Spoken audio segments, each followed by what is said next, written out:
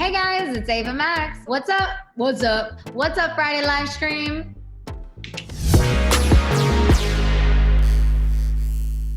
So my album just dropped, Heaven and Hell, and it's my debut album. I can't even believe I'm saying that right now. I'm so happy that it's out in the world and people have it, and now it's yours. It's no longer mine. It's yours.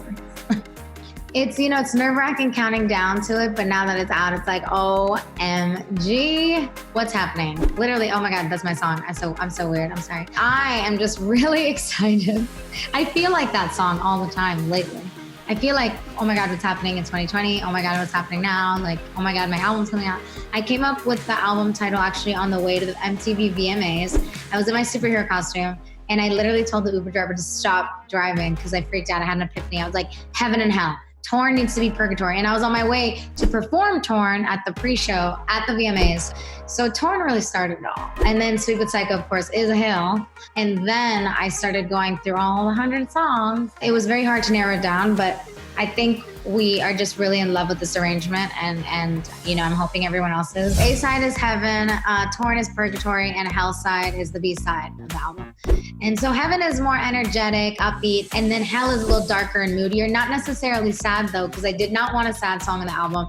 Like, I feel like our lives are like crazy enough. So I was like, we need just anthems on this album. And that's what I did. I put anthems, and so Hell is just more of a moodier, sexier feel. So our life is literally this. I feel like I'm maybe heaven during the day and hell at night. I wrote a tattoo initially in Sweden, and it was actually called Black Shoes. It actually went like this. It was, I wear my black shoes, I don't take them off, cause if I do, then I become somebody I'm not. And so it was completely different meaning that I wrote it. And then I'm like, who wears black shoes all the time? Not everyone. I know I do, but not everyone. So I'm like, I don't know if people are gonna relate. So we got in the studio with JKash, and then Charlie Puth, and we pretty much renamed a tattoo and went from there. Yeah, he really added some incredible melodies to the song. So I've been friends with Charlie. I've known Charlie for a few years now. We're label mates. He's a really genuine, talented, awesome human being. I mean, he's just a creative genius. Hi, Charlie, if you're watching this. So Naked, Bonnie McKee and I and Eden XO, we wrote, and Circuit, we wrote on Naked together. Those are two strong females in the industry, doing their thing, carving their own path, and being just incredibly talented. Naked was shot a little bit after lockdown was lifted. So it was shot a little later in the year, and closer to album release, so pretty recent.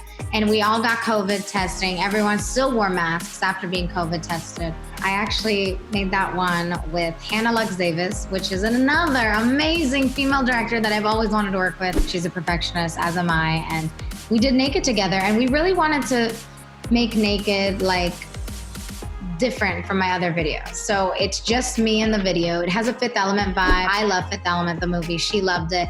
We took it a little closer to that, but not too much, still kept it its own thing. And it's a little bit like just emotions, and it's graphics, and it gives you that feeling of just a bare body and soul and person. And it's just me almost naked. I'm not naked, but almost naked. It was the most vulnerable video I've ever shot. So Kings and Queens was shot 24 hours before lockdown. We had no idea. This was the day before when we did not know the world was going to be locked down all year. And I was like, okay, I guess that's it. That's the last video we're ever gonna shoot in our lives. That's what I thought.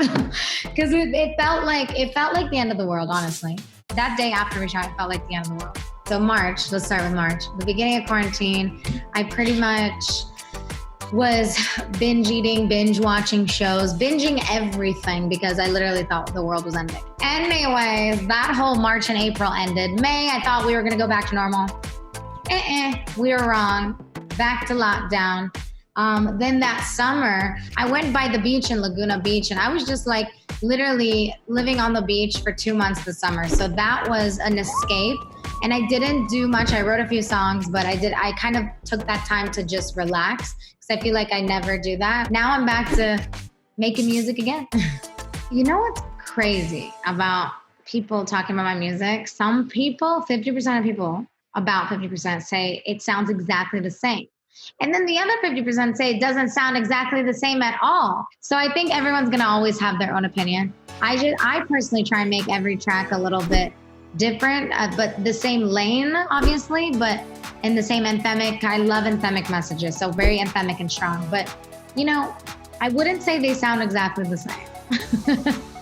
So Tuesday the 22nd was Avatar Day, and it was a very special day because 2 years ago to the day, I put a poll up on my story and I asked my fans if they wanted to be called avatars or aviators or anything else. And they picked avatars. I love my avatars so, so much. And I hope they know that. I know that they are strong, passionate, hilarious, independent, soulful, like all of those in one bucket.